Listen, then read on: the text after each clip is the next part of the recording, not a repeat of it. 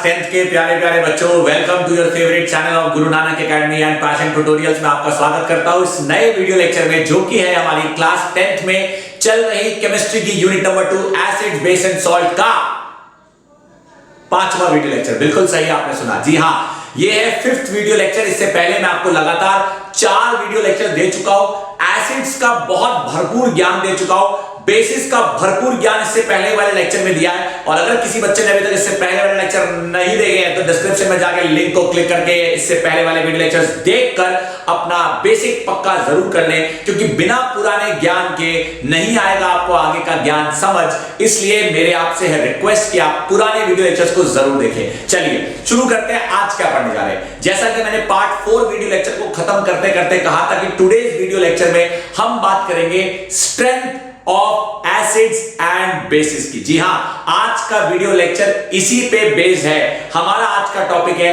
How to determine, कैसे पता लगाएं कि कोई एसिड वाकई में खतरनाक है भी या नहीं।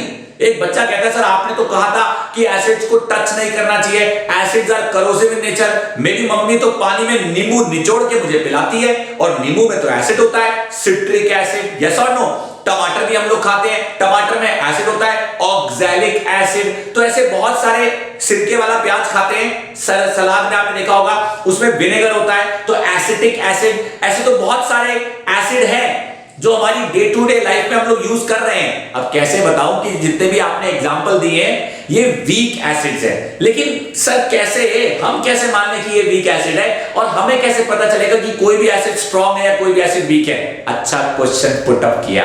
आओ, ये चीज मैं आपको पहले भी बता चुका हूं कि किसी भी एसिड या किसी भी बेस की असली ताकत का अनुमान तब लग पाता है जब वो एसिड या बेस पानी में घुल पाता है। ये बात मैंने बताई थी कि कोई भी एसिड पानी में घुलने के बाद H+ आयंस रिलीज करता है, कोई भी बेस पानी में घुलने के बाद हाइड्रोक्साइड आयन रिलीज करता है। तो एसिड के द्वारा हाइड्रोजन आयंस रिलीज होते हैं और बेस के द्वारा हाइड्रोक्साइड आयंस रिलीज होते हैं। हाँ, तो कौन सी बड़ी बात है? अरे बड़ी बात है, जब हम किसी भी एसिड को पानी में मिलाते हैं तो उसमें जो आयंस रिलीज होते हैं एसिड के द्वारा, या किसी भी बेस को जब हम पानी में मिलाते हैं तो उसके द्वारा जो आयंस रिलीज होते हैं उन आयंस की कॉन्सेंट्रेशन, कॉन्सेंट्रेशन मतलब कितनी मात्रा है, कितनी मात्रा मतलब मात्रा तो मात्रा है, आयन तो आयन है, ऐसा नहीं है बच्चों। आयन का एक एसिड के द्वारा रिलीज होने के बाद, आयन का एक बेस के द्वारा रिलीज होने के बाद ये जरूरी है कि वो सॉल्यूशन में हमें मिले, हमें प्राप्त हो। उसकी कॉन्सेंट्रेशन, कॉन्सेंट्रेशन मतलब कितनी मात्रा है, कितने उसके मोल्स हैं। एक बच्चा कहता है मोल्स क्या होता है? मोल्स के बारे में हर एक 10th क्लास का बच्चा जानता होगा। मोल फिजिक्स नहीं, केमिस्ट्री में पढ़े जाने वाली एक क्वांटिटी है। मोल केमिस्ट्री में पढ़े जाने वाली क्वांटिटी है जो ये बताती है कि कोई भी चीज किस क्वांटिटी में मौजूद है। अगर मैं कहता हूं 2 मोल्स ऑफ वाटर, एक बच्चा कहता है नहीं 5 मोल्स ऑफ वाटर। अब बताओ किसके मोल ज्यादा? ऑब्वियसली बात है 5 moles of water. Now what is a मोल?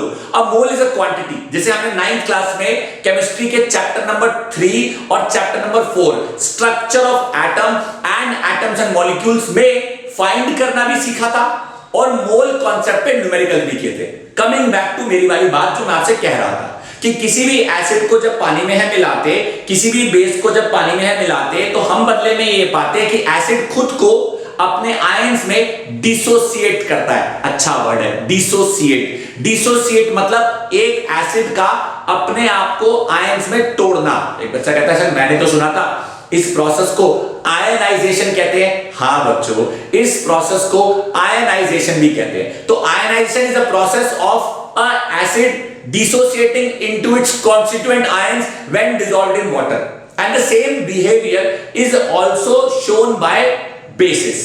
लेकिन जब उनके आयंस को हमने नापना शुरू किया तो पता चला कि सब एसिड्स के द्वारा बराबर मात्रा में H+ आयंस। अभी H+ क्यों? क्योंकि all acids have hydrogen ion common in them, all bases have hydroxide ion common in them. तो सभी एसिड्स के द्वारा क्या रिलीज होगा? H+ ion. सभी बेसिस के द्वारा क्या रिलीज होगा? OH- ion. तो हमने चेक किया, हमने मतलब ना मैंने ना आपने, वैज्ञानिकों ने। पता चला विज्ञान की दुनिया में कि उनकी कंसंट्रेशन सब एसिड्स के द्वारा बराबर नहीं होती, क्योंकि वो वैरी करती है। इसलिए हर एसिड के द्वारा रिलीज किए जाने वाले आयंस की कंसंट्रेशन वैरी करती है, इसलिए उनकी स्ट्रेंथ भी वैरी करती है। तो the strength of a given acid और a base is determined by the concentration of ions released by them when they are dissolved in water। जी हां, शुरू करते हैं हमारा टॉपिक। एक बच्चा कहता है कि तो शुरू नहीं हुआ था, शुरू हो चुका है, अब लिख के बताता हूं जो चीजें बताई हैं। तो हमारा जो टॉपिक है, ये टॉपिक काफी इंपॉर्टेंट टॉपिक है। इस टॉपिक का नाम है स्ट्रेंथ ऑफ एन एसिड। सुनेंगे मेरी बातों को ध्यान से। स्ट्रेंथ ऑफ एन एसिड और बेस, यानी किसी भी एसिड या किसी भी बेस की ताकत का अनुमान कैसे लगाया जाता है, वो आपको मैं बता रहा हूं। तो एग्जांपल के तौर पे what I am going to teach, acids release H plus ions and मेरे प्यारे प्यारे बच्चों, bases release OH, bases release OH minus ion. एक बच्चा कहता है ठीक है, कौन सी बड़ी बात है, कौन सी बड़ी बात है? बड़ी बात है। एग्जांपल HCl रिलीज करता है H प्लस और plus Cl minus. HNO3 release करता है H plus plus NO3 minus. H2SO4 release करता है 2H plus plus SO4 2 minus. H2CO3 release करता है 2H plus plus CO3 2 minus. अब आपको एक छोटी सी चीज नोटिस करनी है, अभी खुद समझ आ जाएगा आपको, ऐसा नहीं है कि आपको समझ नहीं आएगा। H3PO4 रिलीज करता है 3H plus plus PO4 3 minus. HCOOH release करता है HCOO minus plus H plus. मेरे प्यारे प्यारे क्लास 10th के बच्चों, अब आप सोच रहे होंगे कि सर आपने बोर्ड पे पहला, दूसरा, तीसरा, चौथा, पांचवा, छठा 6 एग्जाम्पल दिए हैं। 6 एग्जाम्पल में से 3 एग्जाम्पल में, इन 3 एग्जाम्पल में आपने बनाया है वन हेडेड एरो। इसे कहते हैं वन हेडेड एरो, मतलब एक ही दिशा में जाने वाला एरो। लेकिन यहां पे आपने बनाया है डबल हेडेड एरो। आप इस बात से साबित क्या करना चाहते हो? ऊपर आपने बनाया वन हेडेड एरो, यहां बना रहे हो डबल हेडेड एरो। आप कहना क्या चाहते हो? सुनो बच्चों, क्या कहना चाहता हूं। ये वो एसिड्स हैं जो एक बार डिसोसिएट हो गए तो हो गए। ये वो एसिड्स हैं जो बेचारे डिसोसिएट होते भी हैं, लेकिन उनके आयंस इतने कम मात्रा में रिलीज होते हैं कि वापस से वो एसिड बना लेते हैं। मतलब ये कि this particular dissociation is reversible. टूटे भी जुड़े भी, टूटे भी जुड़े भी, टूटे भी जुड़े भी। और जब हम चेक करने जाते हैं तो ऐसा लगता है टूटे ही नहीं, और पता चलता है कभी कभी कि अभी भी जुड़े हुए हैं। तो भाई तुमने अपने आप को डिसोसिएट किया भी है या नहीं किया है? तो हम ये मान के चलते हैं कि किया तो है, लेकिन बहुत कम किया है। So those acids which dissociate themselves into their ions such that the concentration of their hydrogen ion is very high, मतलब अच्छा खासा H प्लस आयन रिलीज करते हैं। उस हिसाब से देखा जाए तो HCl के एक मॉलिक्यूल ने H प्लस एक रिलीज किया है, लेकिन H2SO4 के एक मॉलिक्यूल ने 2 H प्लस रिलीज किए हैं। तो ज्यादा अच्छा एसिड कौन हुआ? H2SO4. That is why H2SO4 is also called as king of chemicals. मैं पहले भी ये बात बता चुका हूं आपको ये बातें समझ आनी चाहिए मेरे प्यारे प्यारे क्लास 10th के बच्चों। आई होप आपको कॉन्सेप्ट क्लियर हो रहा है। So those acids which release H plus ion in a larger concentration are called as strong acids. Those acids which release H plus ions in a smaller concentration are called as weak acids. ये आपको समझ आना चाहिए, ये आपको बात समझ आनी चाहिए। एक बच्चा कहता है सर हाँ बात समझ तो आ रही है, अब सुनो पहले इनके नाम बता देता हूं, लिखने की जगह नहीं है। Hydrogen ion, chloride ion, hydrogen ion, nitrate ion, hydrogen ion, sulphate ion, hydrogen ion, carbonate ion, hydrogen ion, phosphate ion, acetate ion. ये आपके लिए नया है, ये आपके लिए नया है। इसे कहते हैं एसीटेट आयन, और ये वाला जो एसिटिक होता है इसे कहते हैं एसिटिक एसिड। ये वही विनेगर वाला एसिड है, विनेगर, जिसे हम हिंदी में सिरका कहते हैं, जिसे हिंदी में आप सिरका कहते हैं, एसीटेट आयन, एसिटिक एसिड। मेरे प्यारे प्यारे बच्चों, एक बार देख लेता हूं मैं, नहीं नहीं नहीं नहीं नहीं नहीं नहीं, मैंने तो मिस्टेक कर दी। मैंने आपके लिए एसिटेट आयन की मैंने मिथुन है CH3COOH लिखना चाहिए था, मुझे यहां लिखना चाहिए था CH3COOH, तो यहां पे बनता CH3COO। अब है एसिटेट आयन, विनेगर, मैंने गलती से HCOOH लिख दिया था, तो अगर मैं HCOOH लिखता हूं तो HCOOH से भी डबल हेडेड एरो बनेगा, तो आएगा HCOO minus plus H plus. ये होता है मेरे प्यारे प्यारे बच्चों मीथेनोइक एसिड, मीथेनोइक एसिड। देख लो एक बार, आप अच्छे से देख लो, जो यहां पे मुझसे गलती हुई है उस गलती को मैंने करेक्शन किया है। ऐसा नहीं है कि मैंने गलती को करेक्शन नहीं किया है, गलती को करेक्शन किया और साथ ही साथ आपको देखने का भरपूर मौका दिया है, तो अच्छे से देख लो। This is something very very important my dear class 10th के बच्चों। इसे कहते हैं हाइड्रोक्लोरिक एसिड, इसे कहते हैं निट्रिक एसिड, इसे कहते हैं सल्फ्यूरिक एसिड, इसे कहते हैं कार्बोनिक एसिड, इसे कहते हैं फास्फोरिक एसिड। और मैं गलती से भी इसे एसिटिक एसिड बोल रहा था, लेकिन अब बोल रहा हूं और लिख भी रहा हूं, एसिटिक एसिड, मीथेनोइक एसिड। वो चींटी काटती है, चींटी, लाल चींटी आपने देखा होगा काटती है, मधुमक्खी काटती है, येलो येलो येलो कलर की जो बीज होती हैं उनका डंक जब आपको काटता है तो इरिटेशन होती है, इतनी तो नहीं होती कि हाथी जल जाए, ऑब्वियसली बात है, मतलब एसिड तो है लेकिन बहुत खतरनाक भी नहीं है। भाई एसिड तो एसिड है, खतरनाक हो नहीं, नहीं, there are some acid which are so corrosive in nature that even if you touch them they will immediately melt your fingers, they will immediately burn your skin। एक बच्चा कहता है ऐसा कौन सा एसिड है? HCl, HNO3, H2SO4 are all three of them very strong acids। बातें समझ आ रही है? आओ अब बात करते हैं बेसिस की। तो बेसिस के एग्जांपल लेता हूं मैं, NaOH के द्वारा बनता है Na plus OH minus, KOH के द्वारा बनता है K प्लस OH माइनस, और NH4OH के द्वारा बनता है NH4 प्लस और OH minus ion. Calcium hydroxide के द्वारा बनता है कैल्शियम 2 प्लस और प्लस 2OH माइनस। जरा एक बार अच्छे से घूरो, अब फर्क क्या है? एक बच्चा कहता है सर फर्क तो अब हम खुद ही सोच सकते हैं और खुद ही पता लगा सकते हैं। मैंने कहा वो कैसे? कह रहा सर जिस तरह से आपने यहां पे डबल हेडेड एरो बनाए थे और ये कहा था कि ये कमजोर है, ठीक उसी तरह हम समझ रहे हैं कि यहां पे NH4OH एंड कैल्शियम हाइड्रोक्साइड भी कमजोर है। देयरफॉर इसे कहा जा रहा है सोडियम हाइड्रोक्साइड, इसे कहा जा रहा है पोटेशियम हाइड्रोक्साइड, इसे कहा जा रहा है अमोनियम हाइड्रोक्साइड, इसे कहा जा रहा है कैल्शियम हाइड्रोक्साइड। और ऑब्वियस सी बात है कि these two are very strong bases and these two are very weak bases, because even if they dissociate in such a manner that their ions may combine back, they may combine back to form the base। NaOH को कहते हैं sodium hydroxide, sodium का cation, hydroxide का anion, potassium hydroxide, ammonium hydroxide, ammonium ion, calcium hydroxide, calcium ion.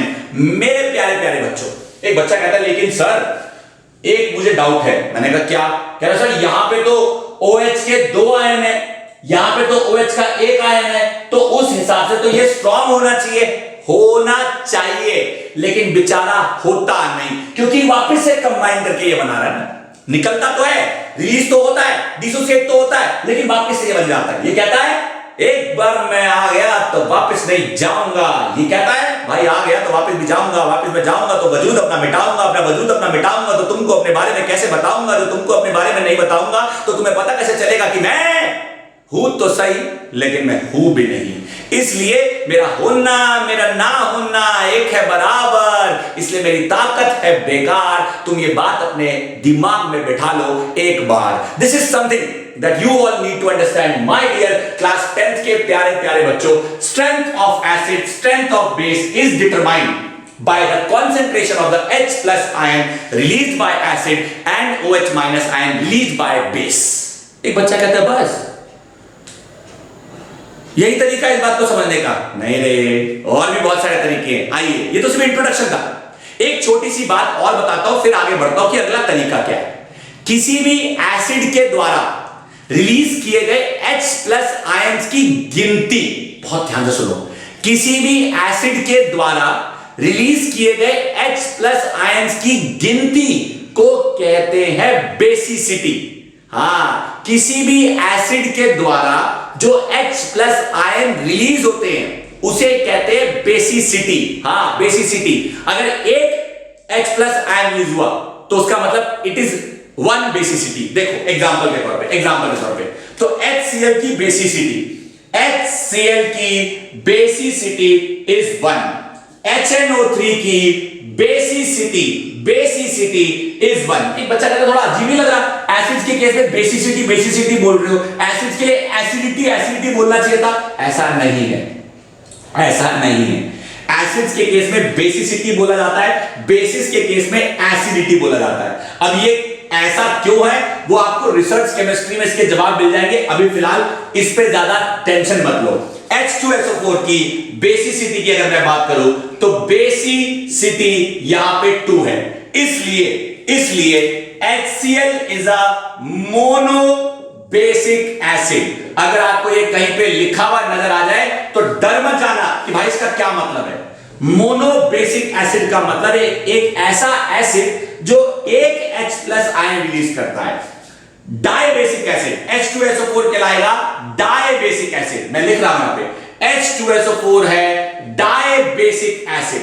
Dibasic acid मतलब एक ऐसा acid जो 2 H plus ion release करेगा। अगर कहीं पे आपको लिखा नजर आ जाए कि sulphuric acid is a dibasic acid तो प्लीज घबराना मत मेरे प्यारे प्यारे क्लास 10th के बच्चों। जिस तरह से एसिड्स के द्वारा कितने H प्लस आयन रिलीज होते हैं उसे कहते हैं एसिड्स की बेसिसिटी। ठीक उसी प्रकार किसी भी बेस के द्वारा कितने हाइड्रोक्साइड आयन रिलीज होते हैं उसे कहते हैं उनकी एसिडिटी। जी हां, एसिडिटी। तो इसकी एसिडिटी 1, इसकी एसिडिटी 1, इसकी एसिडिटी 1, इसकी एसिडिटी 2।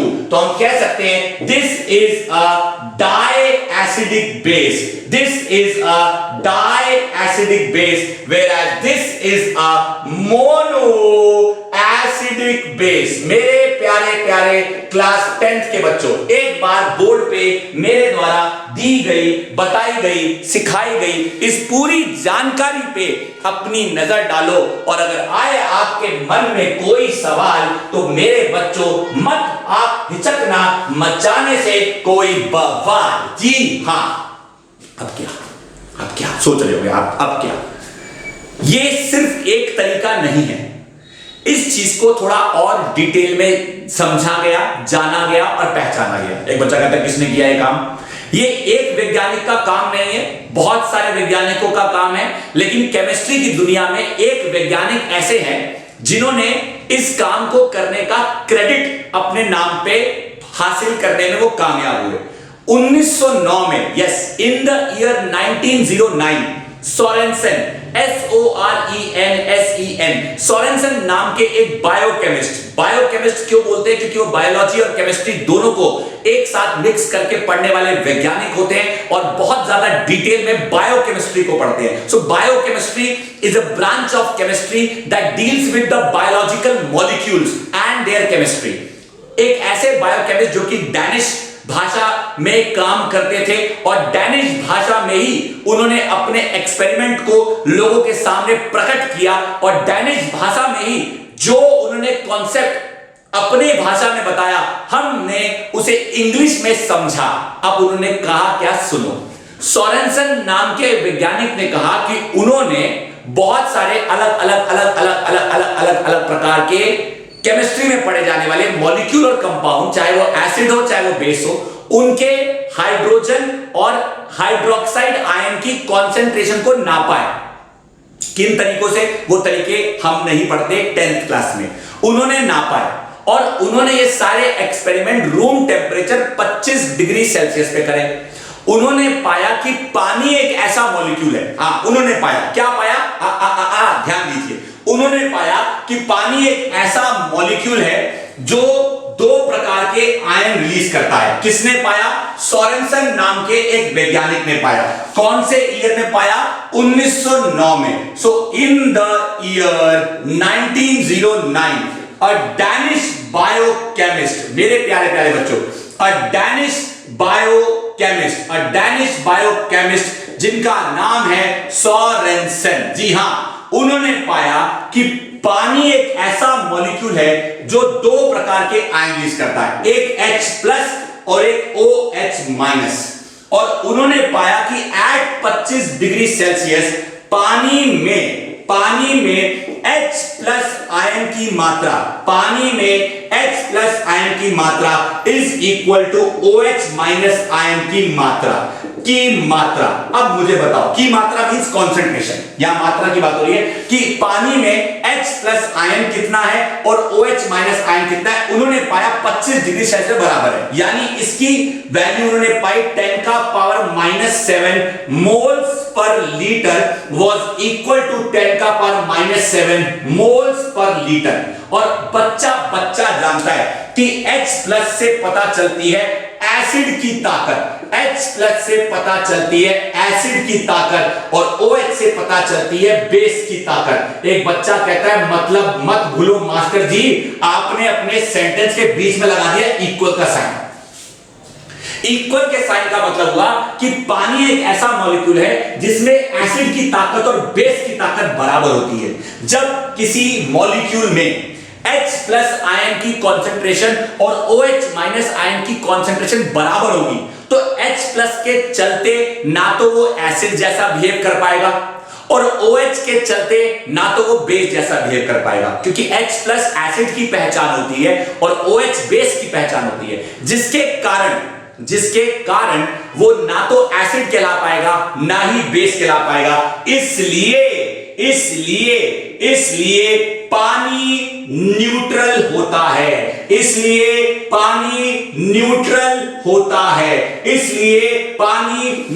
होता है। मेरे प्यारे प्यारे क्लास 10th के बच्चों, एक बच्चा कहता है ठीक है मान गए, अब क्या, इससे क्या समझे?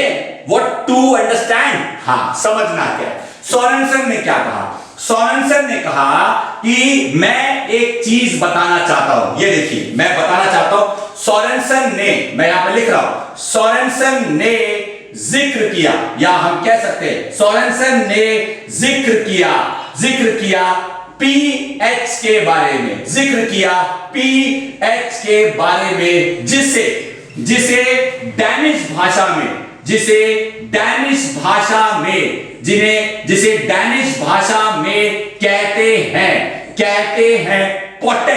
कहते हैं पोटेंस ऑफ हाइड्रोजन। जी हां, और इस पोटेंस ऑफ हाइड्रोजन का हमारी इंग्लिश भाषा में मतलब होता है पावर ऑफ हाइड्रोजन। एक बार अच्छे से घूरो, दो बार अच्छे से देखो, और आए किसी बच्चे के मन में कोई सवाल तो आपको कहा किसने कि मत मचाना कोई बवाल। इसे कहते हैं पोटेंस ऑफ हाइड्रोजन या पावर ऑफ हाइड्रोजन, या सिंपल शब्दों में कहें pH। अब डिफाइन कैसे किया ये देखिए, मैं यहां पे लिख रहा हूं, सोरेनसन के अनुसार pH is defined as the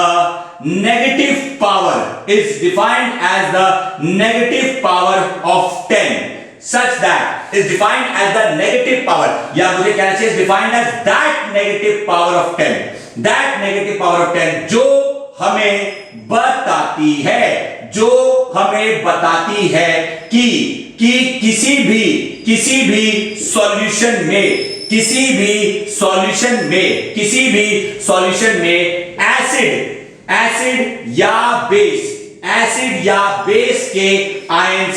acid या बेस के आयंस की कितनी मात्रा है, कितनी मात्रा है। एक बार अच्छे से घूरो, दो बार अच्छे से देखो और मन में इस डेफिनेशन को बिठाओ। ये डेफिनेशन आपके लिए बहुत जरूरी है। तो अगर कोई कहे आपको डिफाइन करने के लिए, तो हम कह सकते हैं it is the negative power of 10 to which we can help ourselves to express the concentration of hydrogen ion in a solution moles per liter में। यानी जो भी concentration है, जो भी concentration होगी in moles per liter, in moles प्रति litre, moles प्रति लीटर में हम इसे एक्सप्रेस कर सकते हैं। एक बच्चा कहता है ठीक है भाई, ठीक है कर सकते हैं। तो भाई हमें क्या सीखना है? अब सुनो वो जो हमें सीखना है, अब सुनो वो जो हमें सीखना है। सोरेनसन ने कहा कि किसी भी सॉल्यूशन में अगर H प्लस आयंस की कॉन्सेंट्रेशन 10 का पावर -7 से कम है, 10 का पावर -7 से कम है, इसका मतलब कि वो बहुत ज्यादा एसिडिक है। एक बच्चा कहता है मतलब 10 का पावर -7 से कम है तो ज्यादा एसिडिक क्यों हुआ? मन में सवाल उठता है ना। एक बच्चा कहता है ज्यादा में ज्यादा ताकत होना चाहिए, आप तो कम में ज्यादा ताकत कर रहे हो। आप खुद सोचो बच्चों, 10 का पावर -7 से कम क्या होगा? 10 का पावर -6। 10 का पावर -6 से कम क्या होगा? 10 का पावर -5। 10 का पावर -5 से कम क्या होगा? 10 का पावर -4। सबसे कम क्या होगा? 10 का पावर -1। यस और नो? तो आपको क्या लगता है? ये देखो मैं यहां लिख के दिखाता हूं, मैं यहां पे आपको लिख के दिखाता हूं। मैं जो बात कह रहा हूं ये बात आपको समझ आएगी। ऐसा नहीं है कि आपको ये बात समझ नहीं आएगी। ध्यान दीजिएगा, मैं यहां लिख के दिखा रहा हूं। मेरी बात बहुत ध्यान से सुनना। मैंने यहां पे लिख दिया, मेरी बात बहुत ध्यान से सुनना। जो मैं बोल रहा हूं वो बहुत इंपॉर्टेंट है। इस तरफ मान लेते हैं हाइड्रोजन, हाइड्रोजन की ताकत है, हाइड्रोजन की ताकत है और इसे बात बोलते हैं न्यूट्रल दुनिया, इसे बोलते हैं न्यूट्रल दुनिया और इसे बोलते हैं हम बेस यानी OH माइनस की ताकत। न्यूट्रल दुनिया में 10 का पावर -7 मोल प्रति लीटर पाया जाता है। कौन? एसिड भी और बेस भी।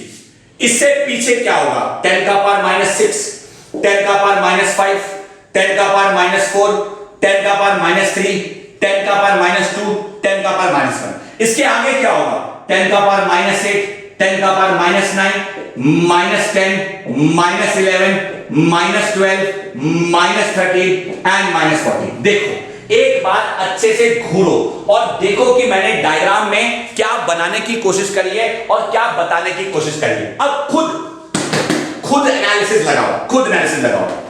10 का पावर -1 का मतलब होता है 0.1, 10 का पावर -2 का मतलब होता है 0.01, 0.01, 10 का पावर -3 का मतलब है 0.001, 10 का पावर -4 का मतलब है 0.0001।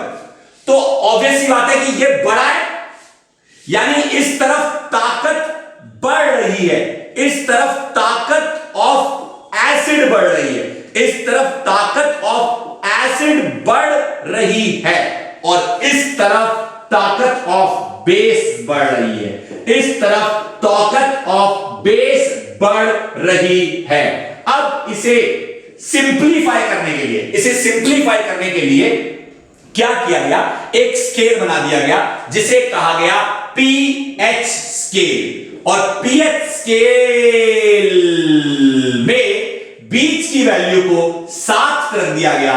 6, 5, 4, 3, 2, 1, 8, 9, 10, 11, 12, 13, 14।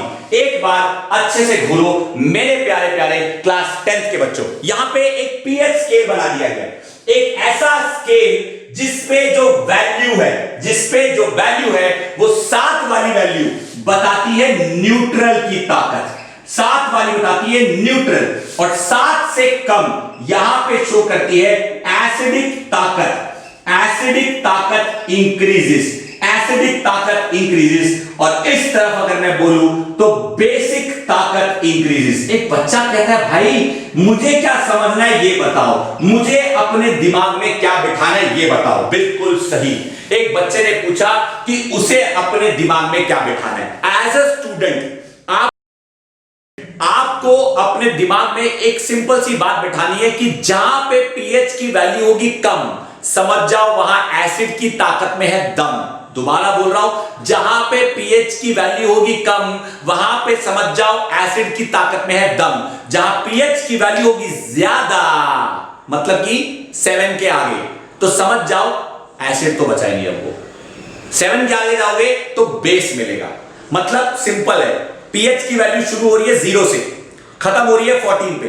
ये न्यूमेरिकली बनाया गया है ताकि आप ये वाली वैल्यूज को देखकर कंफ्यूज ना हो। ये वाली वैल्यूज हायर क्लासेस में यूज की जाती है, 10th क्लास में, और इनफैक्ट हायर क्लास में भी पीएच के कॉन्सेप्ट को आसान करने के लिए, पीएच के कॉन्सेप्ट को आसानी से समझने के लिए एक सिंपल सा स्केल बना दिया गया है, न्यूमेरिकल स्केल, जिसमें वैल्यू शुरू होती है 0 से, खत्म हो जाती है 14 पे।